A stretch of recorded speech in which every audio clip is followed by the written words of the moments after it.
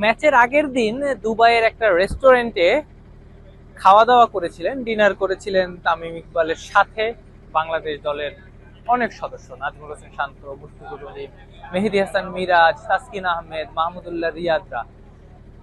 এবং সেই ভিডিওটা তামিম ইকবাল নিজেই পোস্ট করেছেন তার ইনস্টাগ্রামে। এবং দেখা যাচ্ছিল যে ওখানে অনেক তৈলাক্ত খাবার ছিল, পাশাপাশি সফট ড্রিঙ্কস ছিল, যেটা সাধারণত ক্রিকেটাররা ম্যাচের আগের দিন খান না। ফ্যাটের একটা ব্যাপার থাকে, শরীরে ফ্যাটিগের একটা ব্যাপার থাকে, একটা টায়ার্ডনেসের একটা ব্যাপার থাকে।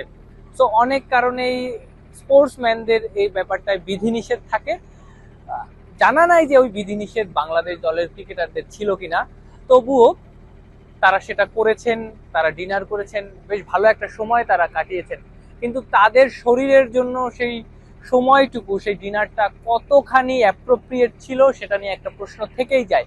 এবং ম্যাচে বাংলাদেশ দল যখন ভালো করতে না পারে তখন সেই প্রশ্নের আগুনে কিন্তু ঘি ঢালে সেই রাতের ঘটনাটা।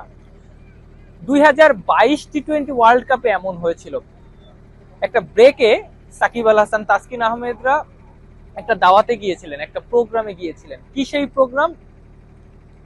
প্রবাসীদের একটা প্রোগ্রামে গিয়েছিলেন, সেখানেও তারা বিরিয়ানি খেয়েছিলেন আমি যদি ভুল না করি। 2024 টি-20 ওয়ার্ল্ড কাপের সময়ও সাকিবের বাড়িতে সকল ক্রিকেটাররা খাওয়া দাওয়া করেছেন, যদিও সেটা একটা ব্রেকে ছিল।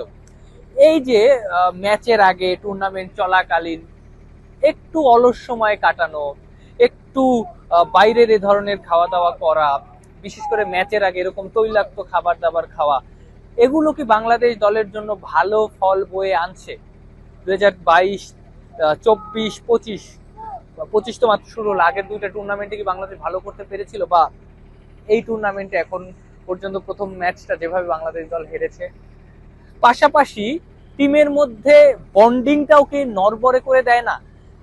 তামিম ইকবাল কাদের সঙ্গে বসে ডিনারটা করেছেন? বাংলাদেশ দলের সিনিয়র মেম্বারদের সঙ্গে, রাইট? নাজমুল হোসেন শান্ত অধিনায়ক, মেহেদী হাসান মিরাজ সহ অধিনায়ক, তাসকিন আহমেদ 10 বছরের বেশি সময় ধরে তিনি ইন্টারন্যাশনাল খেলছেন, মাহমুদুল্লাহ রিয়াদ, মুশফিকুর রহিম, পঞ্চ পাণ্ডবের দুই পাণ্ডব। তার মানে বোঝাই যাচ্ছে টিমের সিনিয়র ক্রিকেটাররা এক পাশে, জুনিয়র ক্রিকেটাররা এক পাশে। হয়তো তারা ইন্টেনশনালি এটা করছেন না, কিন্তু জুনিয়র ক্রিকেটারদের কাছে কি এই মেসেজটা বা এই মেসেজটা যাচ্ছে না যে তারা একটু আলাদা কোনো না কোনো ভাবে, তারা সিনিয়রদের থেকে একটু পাশে, একটু সাইডে? এই জিনিসটা কি বাংলাদেশ দলের বন্ডিং এর জন্য, যে স্ট্রং বন্ডের কথা তারা সবসময় বলেন, সেজন্য কি ভালো? আর এই ম্যাচেও দেখা গেছে সিনিয়র ক্রিকেটাররা পারফর্ম করতে পারেননি, যারা করেছেন তারা ওই আড্ডায় ছিলেন।